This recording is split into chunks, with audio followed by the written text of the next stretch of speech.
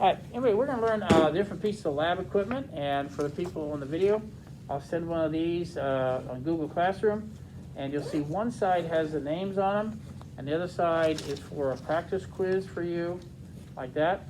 And so I want you to watch the video and see how you use these different pieces of equipment, and then we'll have a quiz on Friday, okay? Now, it should be pretty easy, should be all right, okay? All right, everybody ready? Well, let's start with things that are made out of glass, okay? Let's start with things that are made out of glass.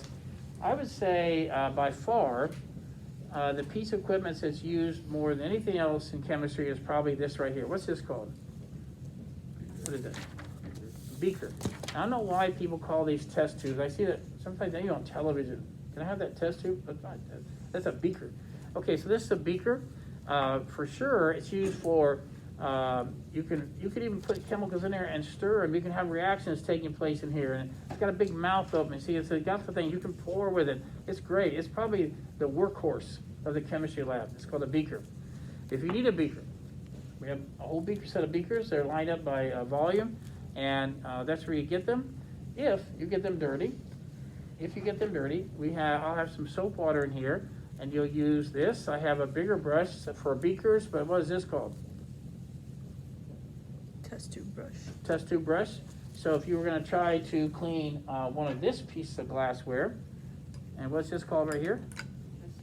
Okay, and that's the most famous, probably the most famous one, even though I think this is used more often. And so there's your test tube, and you clean it like that, test tube brush. That's pretty easy. Okay, we always wear safety goggles, so we'll get that out of the way. There we go. Now, I need to put the test tube down, and so what do I put it into? Test tube what? Rack. Not holder. Rack. Test tube rack. Now this test tube rack happens to be green. I have some yellow ones and things like that. And when I was in high school, they were all made out of wood, and that was the cheapest way to make it.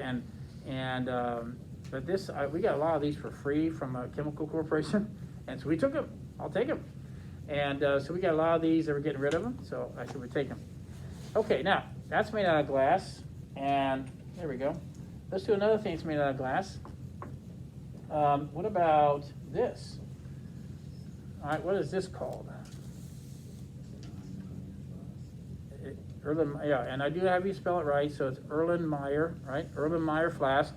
Erlenmeyer flask is also one of those classic things. If somebody were to draw a T-shirt and they were trying to show chemistry, they'd probably draw a flask. They'd probably draw a test tube. But this flask here is called an Erlenmeyer flask. And the person who made it is named Erlenmeyer. And if you look at it, it sits really well on a table. As a matter of fact, it's very, very similar to a beaker. Even the beaker has these rough lines. Like that says 50 milliliters, but it even says plus or minus 5% off. They didn't pay a lot of money. That line's about where 50 is. You get it? I would never accurately measure with a beaker. But if I say I need about 50 milliliters of water, 100, there it is right there. Now look over here. On the flask, same thing. I got these marks. So if I wanted about 100 milliliters of water, I could do that. So what's the difference? Why would you think somebody might use this and this? When would you use this and when would you use this? Any ideas? I know you haven't been in the lab as much as I have, but what do you think?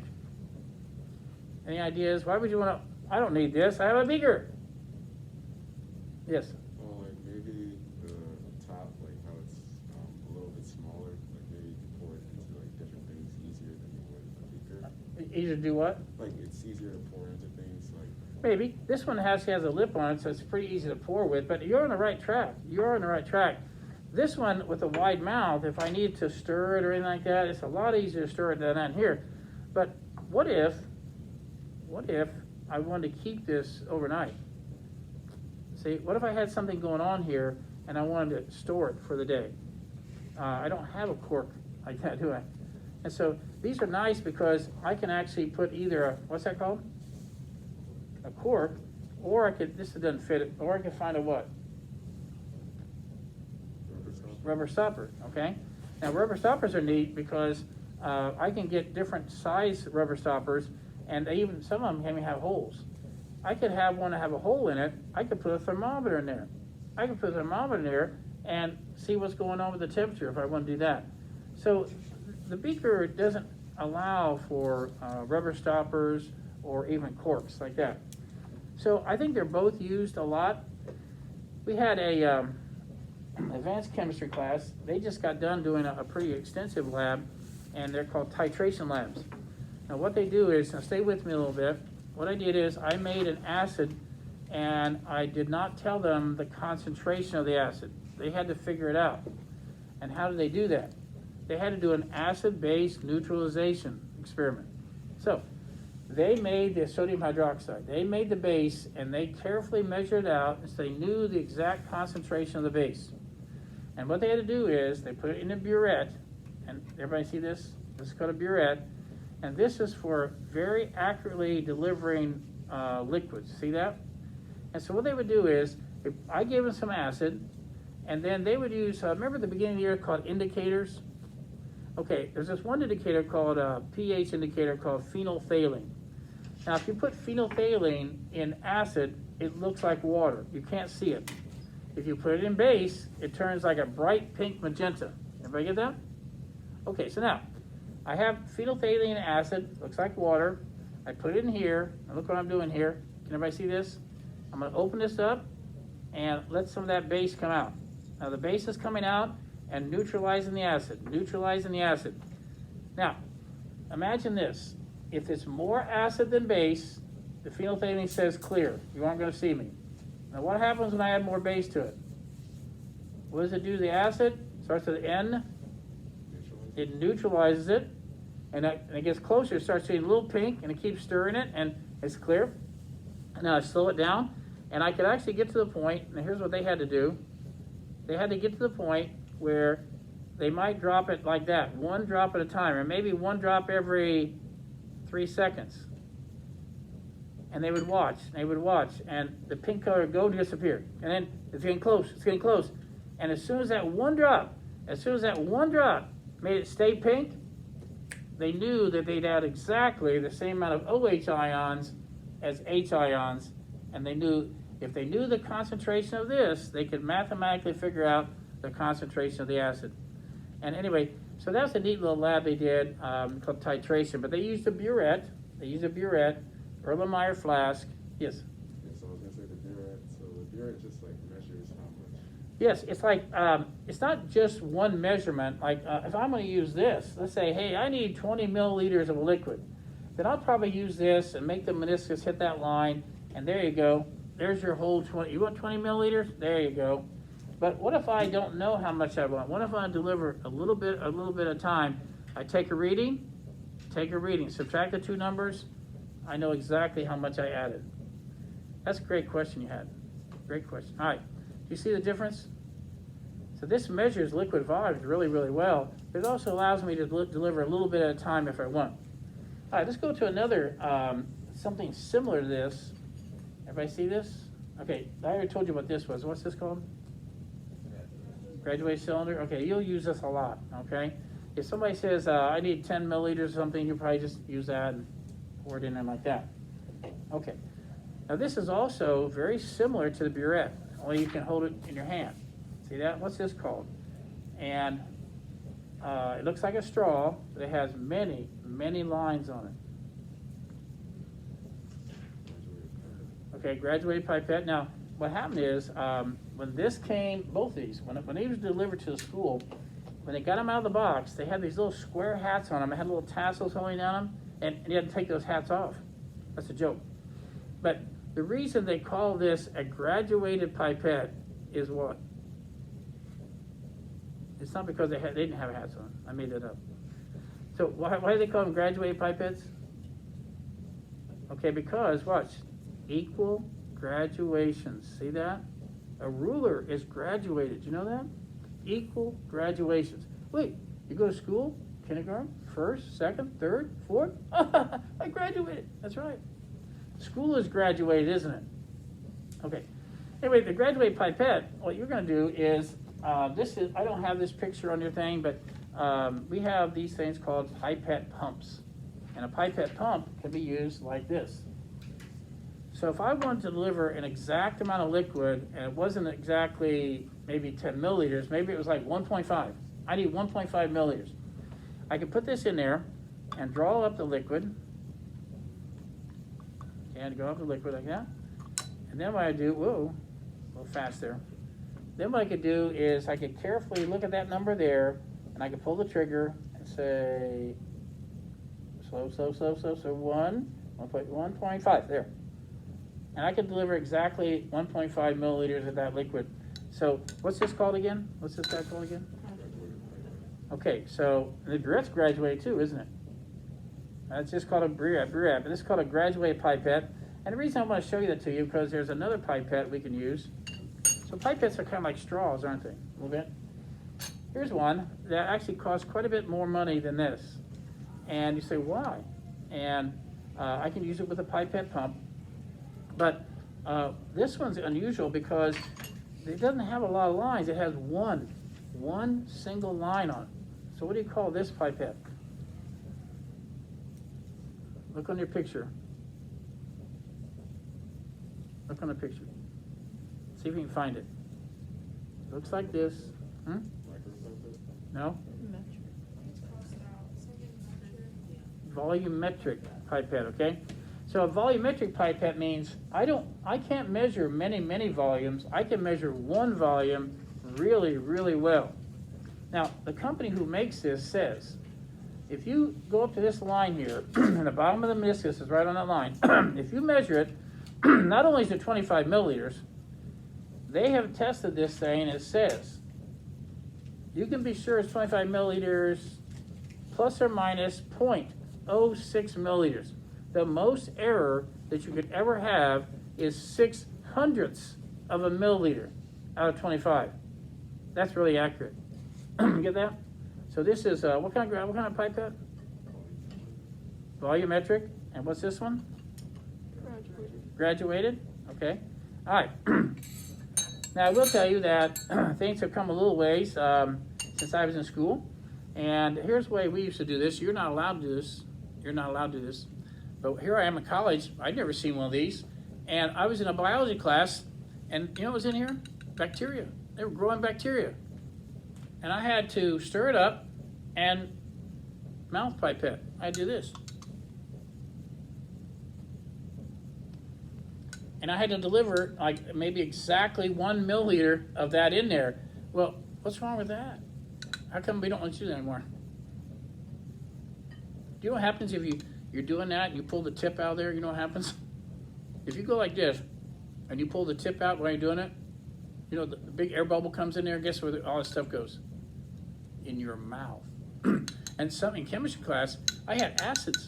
I'd do mouth pipetting for acids, and everybody did that. Everybody did mouth pipetting. Not anymore.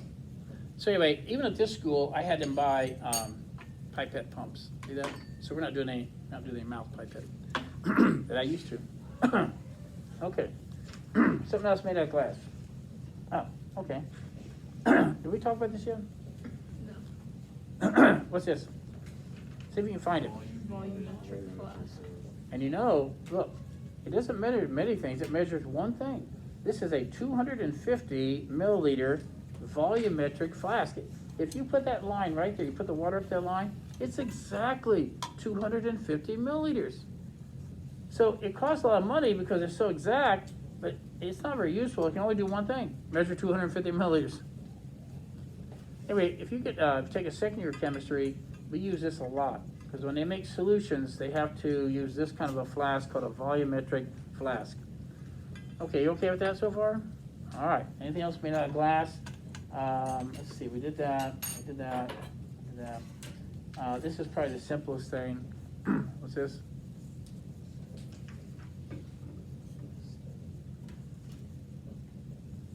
What is this?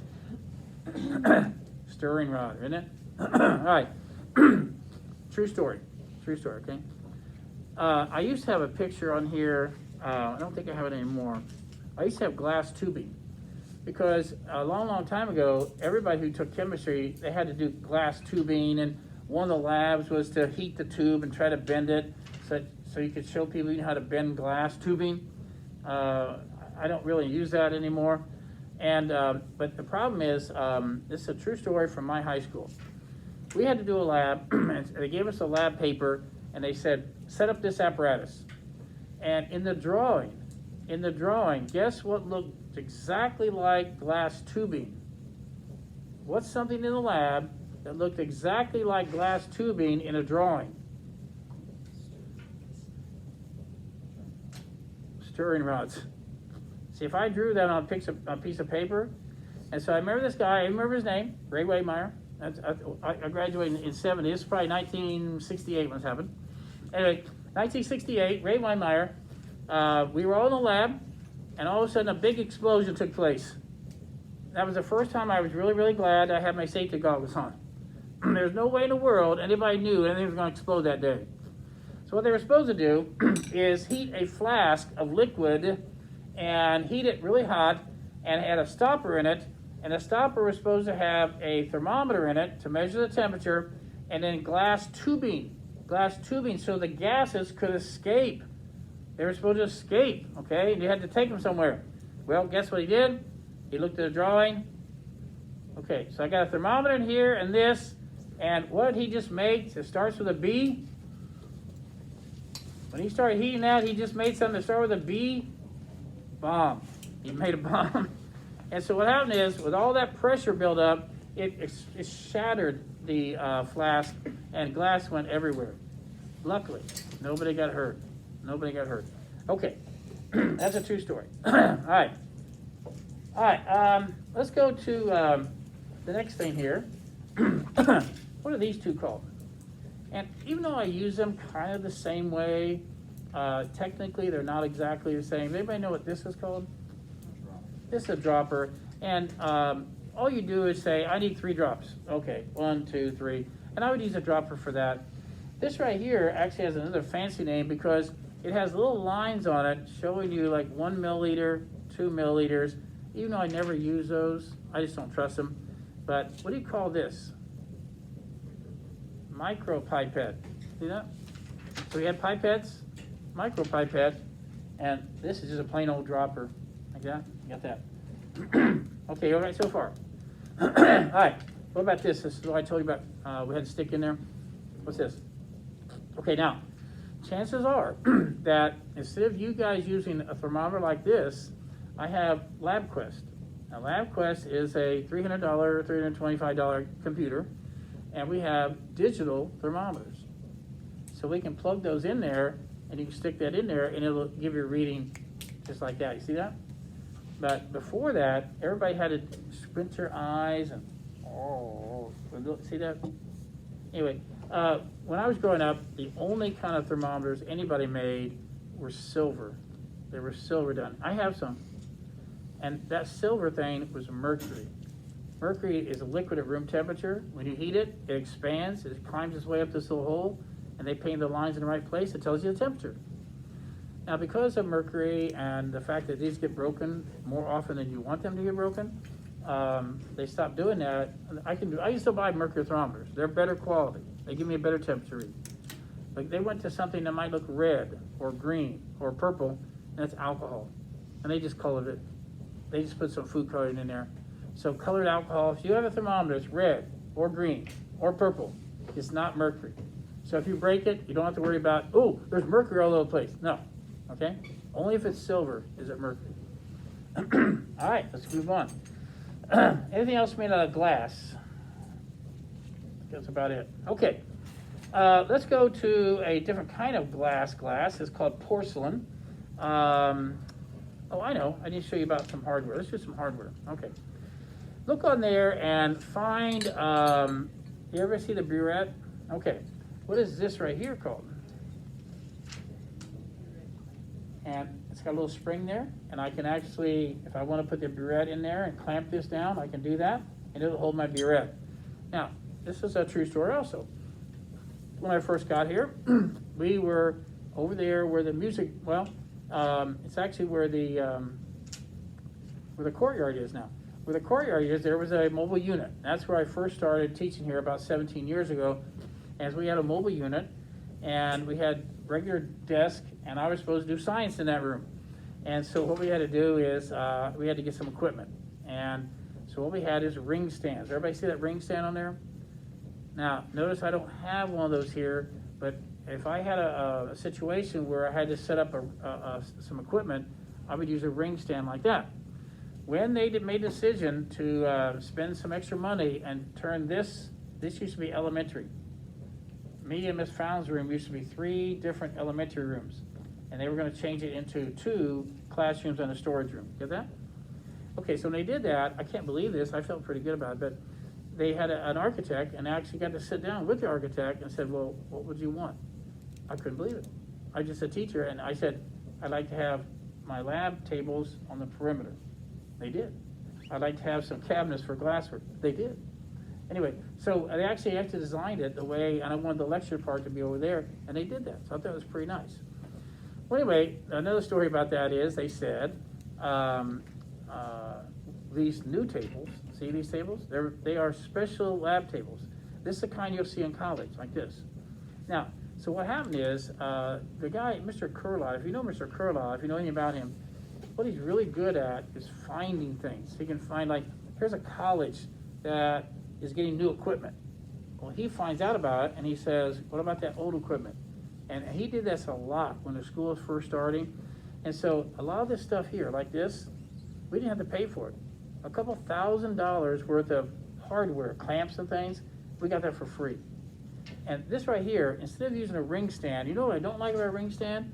If you put too much on it, it falls over. That's not good. But this right here is much, much better. And you'll see these little, see this right here? These are tapered. Everybody see how it's tapered? They fit in there very, very nicely. They're not going to fall over. And so I can't use these anymore. I can't use these anymore, even though we have burette clamps. And I did use them for about 6 or 7 years. But now we changed it over to this lab that we went with this. See that? But this is a burette clamp. But my students this year had to use these clamps, see, because this right here won't fit on that big old pole right there. So this little story for you there. Okay, burette clamp. Now, let's go to another one. Here's some more hardware. Anybody here on a baseball team? Anybody know about baseball? A little bit about baseball? You do? Okay. What do you call a baseball player that if I need you to play infield, you can. If I need you to play outfield, you can. You can play a lot of different, you can be a catcher maybe. What do you call that kind of player? Have you ever heard that lingo? Okay, anybody here? They're called a utility player. What's a utility player means? It means I can do this, this, or that. Well, what's this called? This is a utility clamp. So if I want to clamp this on there, it works. If I want to clamp this and I want to clamp a flask on there, it'll work. If I want to clamp that on it, it'll work. Test tube, it'll work. So this is a utility clamp because it can clamp many, many things. Okay, let's put that up. Okay, now this is not a clamp. It doesn't stay in one position. I can move it, see? What's this called? What's this called? Not a clamp, but test tube what? Holder. Test tube holder. That's why you can't call this a test tube holder. It's test tube rack. This is a test tube holder. And in this next lab, you will be doing this.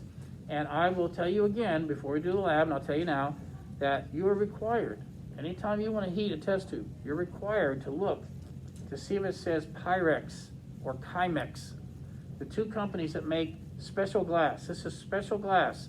That means you can heat it and let it cool off, and it won't shatter.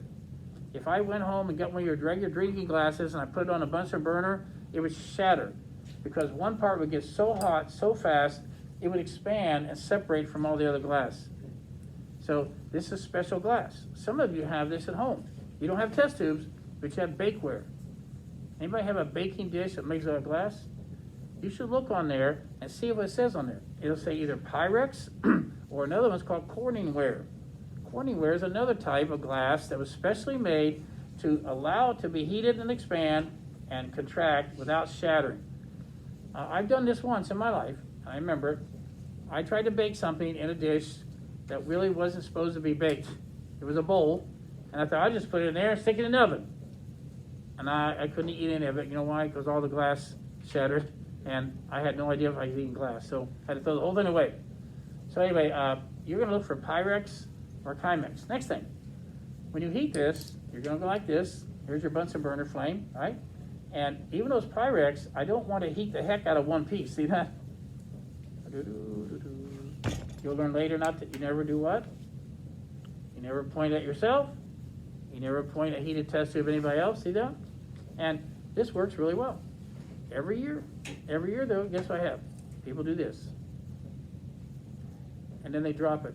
Why do they drop it? Look, where's the flame? The flame's right next to this, isn't it? What is metal really good at? Conducting heat. See? But if you put it up here, see? A lot of heat dissipates before it gets up here and you don't get burned. Pretty easy? All right, there you go, pretty easy. Right there. All right, let's go to the next, let's say you wanted to heat some water, okay? So what I'm gonna do is, there it is. When they built this, when they did this renovation in this building and they moved all the elementary over there, the architects was asking about things like this. Do you want burner jets in here? Do you want gas jets in here? And even though on that table up there, there's a gas jet, you see that little thing that has a handle on it? It's not hooked up in a gas, though. That's the good news. But they thought, well, if you did have gas, you want a demonstration table up there. That's one for there. But I asked them, and they said it was going to be between $50,000 and $60,000 because they had to jackhammer the cement up here in the next room and the next two rooms, and to put gas lines in this building would be about $60,000. I said, no, you know what? I was at Grimsley. We had those there, and let me tell you what I don't like about them. What do kids do when you knew you had a gas jet right here and you open it, psst, psst, and it smells like gas? That's what they do. They mess with them. And so I said, I've had experience with these. And so what happens is instead of Bunsen burners with a long hose that goes like that and gas, I said I could buy these for the next 120 years for that amount of money. You see that? Every year I just get some replacements of these. You know that?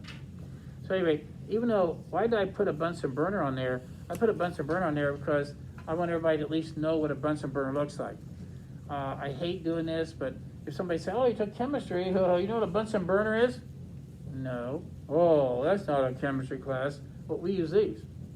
But I want you to at least know what a Bunsen burner looks like. And these are called butane lighter burners. They're burners. They're just not Bunsen burners, you get it? Anyway, so let's say I want to heat something up. How do I do that? Am I going to do this? I don't think so.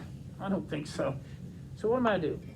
I'm going to go get, this is one of the questions I could ask on a quiz. What equipment would you need to heat up 100 milliliters of water, to heat up 100 milliliters of water? You say, well, I probably need a beaker. Okay, that sounds good. And it says Pyrex on it. That's good. Where are you going to put it? Where are you going to put it? Here? Oh, wait, I don't know about that. What's this? Okay, wire gauze. See that? Now, wire gauze, beaker. Now, when we do this lab, when you do that, I'm actually going to have you add another ring to this so it won't fall over. But right now, that's how I would heat it. And I would adjust it for the burner right there. So I need a ring stand. What's this thing here called? What's that circular thing here? What is that? This is a ring stand. What's this? Ring. Oh, I get it.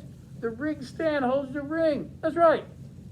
And then you put the wire gauze on here, and then you put your beaker on here, and you're all ready to go. Can we get that? All right. Now, let's take that down. Let's heat some other something. Let's heat something else. What if I wanted to heat this? What's this called?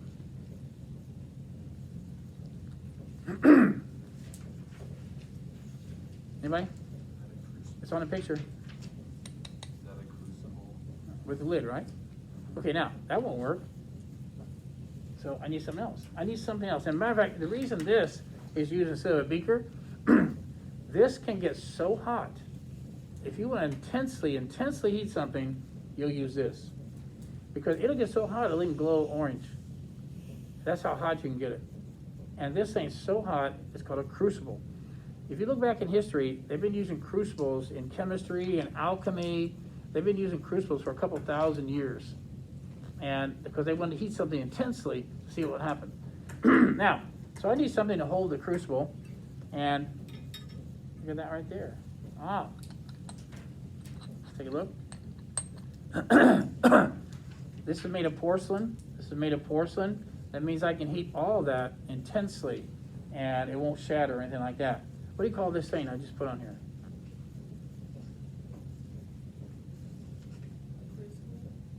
That's a crucible. What I put inside of?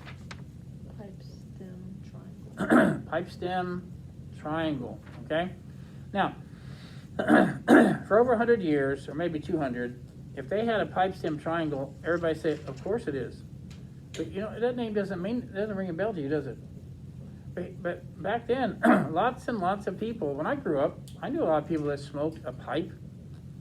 And so, if you know anything about pipes, you know there are three parts to a pipe. There's the bowl. That's where you put the tobacco in there and you light it.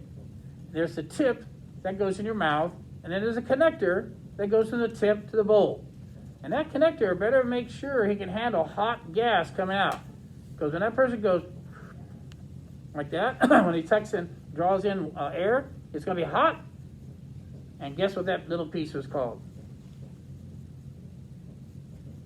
Okay, you get the tip, the bowl, and the pipe stem. So, guess what these are? These look like pipes. That's what they look like. If you took a pipe apart, the middle part would look like that. Pipe stem. So that's why it made sense that people call it a pipe stem triangle. And they knew it could handle the heat, just like a pipe stem can also. You okay on this? Now, let's say you are heating intensely and you want to see how things are going. I probably wouldn't touch this. Remember, it was red hot. But I can use this. Now, I'm not really left-handed, but I'll try it anyway. I hope I don't break it. Okay. Try it left-handed. Anyway, see, these are, what are these called? Crucible tongs. Okay, doing all right. Uh-oh. All right, what happens when it's done? What happens when it's done? I need to take it off.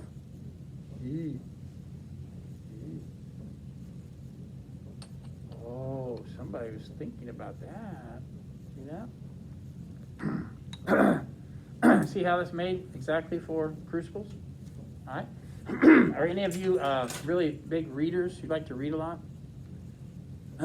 Nobody here readers? Oh. Well, sometime before you graduate, you will read a book called The Crucible. And it's by Arthur Miller. That's why sometimes I make a joke, say, Arthur Miller, you in there? But people don't get that unless they read the book called The Crucible. Well, guess what The Crucible is about? The book. Has anybody read this book? Okay, I think you will. It's about in a very intense situation with humans. And what happens in a crucible? Intense interactions. And so he must have named the book because very intense interactions take place in this little town. And that's called The Crucible. Okay. I have another one for you. What's this guy right here?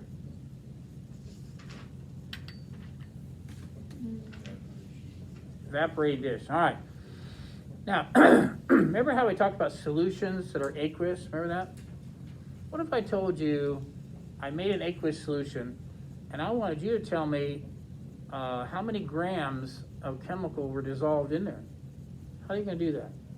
Yes? You have to like evaporate it to see how many like grams of Okay. Now I could weigh it while it's a liquid, wait about 4 or 5 days until all the water evaporates, and weigh it again. If I want to wait 4 or 5 days, I could do that. But if chemists want to know, like now, they would put it in this thing called an evaporating dish, and then they would heat it. Now, this doesn't fit very well in that wire gauze. It kind of wobbles, so it fits really well in the pipe stem triangle. Everybody get that? Now, the good and bad news about this is I can heat this, and the water will evaporate very quickly. It'll boil away, won't it? But the problem is, when some of that water goes away, and you see some of that chemical that won't be in solution anymore, some of it gets hot and it pops, and now you lose some of your chemical. And then your numbers are all off. So there's a piece that's always used with an evaporating dish, and it's this piece right here. What's that called? Okay, and you put it right there, and oh, look at this. See a little lip? the steam can still escape, but none of the solid will come out. Even if I get down to a point where there's almost no liquid there, the solid won't escape. Now, you might think, oh, well, I guess I have to memorize that name. But for a long, long time, of course it's a watch glass. Of course I know what a watch is. And when you had a watch, you had to stand on top of it called a crystal. And they didn't want crystals flat because every time you bumped into something, it would shatter the crystal. No good, no good. So then they had to have, every time you had a watch glass, it had to be like this to keep it from being smashed all the time. Now today's watches, I agree.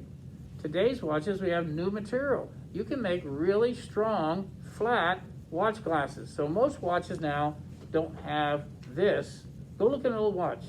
You'll see it's this shape right here. And that's why they call it a watch glass. These are great names. All right, everybody know what funnel is, right? I'm not gonna say too much about that. All right, what else? Let's do a couple more. Almost done. This wash bottle, that even though this wash bottle says distilled water, and it is, don't ever, horseplay is never allowed on lab. Never. I'll just kick you out of lab and say, you know what, you get a 0 in the lab, too bad. Tell your parents to call me. I'll tell them if they ever did, I'll kick them out. Because I have some other wash bottles that don't have water in them, they have alcohol in them. So you can't do that. You can't squirt this somebody. Now, Andrew's not here, but there's somebody besides Andrew. Let's say some of you just can't stand it. You said, I gotta squirt that. I've gotta squirt that at somebody. Here's what you do. Never do it in lab. Tell me, I really wanna squirt somebody. And he said I could squirt it. You come after school, I will watch you. Nobody else is around. You have the 2 people, and I'll let you squirt at people, but we won't be during lab. You get that? Never during lab, never. If you just can't stand it, you let me know, and I'll set it up so you can squirt at people, okay? Okay. Now, that means you don't have to, I'll never see this in lab, right? Because I gave you an out, didn't I? Okay, watch me. Now, so what I do is, you're gonna do a lab later where you mix 2 aqueous solutions together and get a precipitate, and then you wanna filter it through some filter paper, but some of it stays here, and I gotta get it out of there. And so, you might wanna, see? You might do that. I might also use something like this. What's this? Right, like in the morning when I haven't had time to eat breakfast, I'll come here and I have this little tiny frying pan and, no, just kidding. But you do call at home, if you've done any cooking, you know what a spatula is, don't you? So I might use this spatula to scrape, something like that, see that? Okay, there's a spatula. Now, I love this thing. What's this guy? I love the name of this guy. Scoopula. Scoopula. It's like a scoop. And so when I say you have to get some chemicals, hey, you need to have 5.6 grams of this chemical. You get the bottle, go like this, go over here to the balance, and you tap, tap, tap. You go 3, 4, 5, 5.6. Anyway, that's for delivering chemicals. You got that? Scoopula, spatula. All right. What about these? And they're called forceps. And I'll tell you the difference. Tweezers, if you buy tweezers, they are flat. See, they're flat because people want flat. See, these are not tweezers because they're not flat here. They're pointed, aren't they? That's why they're called forceps. So if you watch medical shows, you'll say, give me the forceps, you know. That means they're trying to pick something up like that. Forceps, all right. All right, we did that. Funnel. Oh, here's one. Get hurt. All right, anybody with this? What is this? Okay, now, you won't be able to use that this year, but unless you do an extra credit experiment. Here's what I would do. Let's say I had a flask, and I knew that the chemical reaction was going to produce a lot of oxygen, and I would love to have some pure oxygen gas. I would get a tub like this, fill it with water. Take the lid off, put it in here, and fill that with water, okay? Now pretend that the tub's right here, and this is underwater a little bit. Okay, here's the water. Now this is full of water. I have my flask, I hook some tubing up, and I let it come underneath here. Now I start heating it, and bubbles come out, and what happens to the water in here? When the gas goes up here, what happens to the water? It gets displaced, doesn't it? And all the water goes away, and when I'm ready, when it's all full, I go underwater, I do this, and I've got myself an entire bottle full of pure oxygen gas. That's why the mouth is so big, so you can put the lid on everything. That's called a gas collecting bottle. There we go. All right. I only have a couple more, I think. How about this guy? Well plate, right? Now, yours says 24 well plate. It's all right, you lie. It's only 9. No, 12. Anyway, this is only 12. So, you know what? I have some 96 well plates. I have some 24. I have 12. Get it? It's called a well plate. It's a well plate. And however many's on there, okay? Now, why in the world would I use this? And I've done one before where I had students say, all right, I want you to mix this amount of A and this amount of B. Then I want you to change it twice as much as A and less of B. And you could actually, instead of dirtying that many test tubes, you could actually do microchemistry in here and look at all 12 reactions at once. See that? And that's what they use well plates for. Okay, I gotta hurry a little bit. What did I leave out? Which one? Which one? Oh, you got funnel. All right, here's what we're gonna do before you leave. Don't leave yet. Turn it over, and no peeking. Okay, don't write them out. I'm gonna say the number, and you see without peeking how many you remember. Okay? And you take a little time. Don't say the word. All right, ready? Number 1. All right, answer. Nobody? Wash bottle. Number 2. Answer. Direct clamp. Number 3. Says 2 brack. Says 2 rack. Number 4. Weaker. 5. Very good. 6. Erlenmeyer flask. 7. Volumetric flask. 8. Gas collecting bottle. 9. Bunsen burner. 10. Oh, did I do that one? Mortar and pestle. Okay, mortar and pestle. Some of my advanced kids just used this the other day. They were trying to get the green chlorophyll out of plants. So they brought some lettuce and stuff in there. They put it in here with some rubbing alcohol, and they cut it up and smash like that. And this actually, this is the mortar, and this is the pestle pounder. Pestle, see it? And you know, there's no way you don't know this. This is the symbol for what occupation? You should know. Pharmacists. Because a long time ago, pharmacists, they would get things like roots or chemicals in the raw form, and they'd have to cut them up, and they'd have to smash them. And then they would weigh them out and put them in little envelopes. They didn't have pills. You had an envelope of medicine. And the pharmacist is who made this. Yes? Yeah, also like back in Africa, whenever they had spices, they would also use that. Right, you can buy mortar and pestles. I see people make guacamole with a mortar and pestle.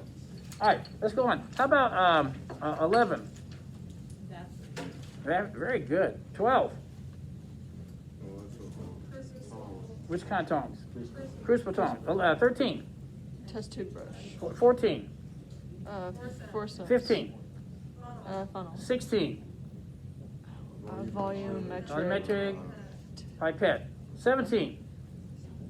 Stir rod. Stirring rod. 18. 19. Test tube. The tube holders. 20. Yes, you wait for that. Micropipettes. 21. Scopula. 22. Spatula. 23. Goggles. See if you got 24. Crucible. 25. Dropper. Dropper. 26. Burette. Burette. 27. It looks like a straw with a lot of lines on it. What is it? Graduated pipette. 28. Ring holder. No. Ring stand, right? 29. 30. Iron ring or ring, I'll take ring. 21. Watch glass. 32. Utility clamp. 33. Just a pipe. Pipe stem. Triangle. 34. 35. Rubber. And I know a lot of you have gotten good grades here because you memorize really well, but guess, can I tell you something? It's okay if you don't say assorted. It just means you have big and small ones. Just say rubber stoppers, you know? I know what you're gonna do on the test. Assorted rubber stoppers. I knew you are. You're afraid of missing it, aren't you? All right. Maybe a piece. How about 36? What is it? No, that's 37. How about 36? 24 well played. 36 is well played. Well played. All right, thank you very much. All right, you did a good job. We don't have the quiz till Friday, so that gives you a little bit of time, and then we'll start the formal lab right up tomorrow.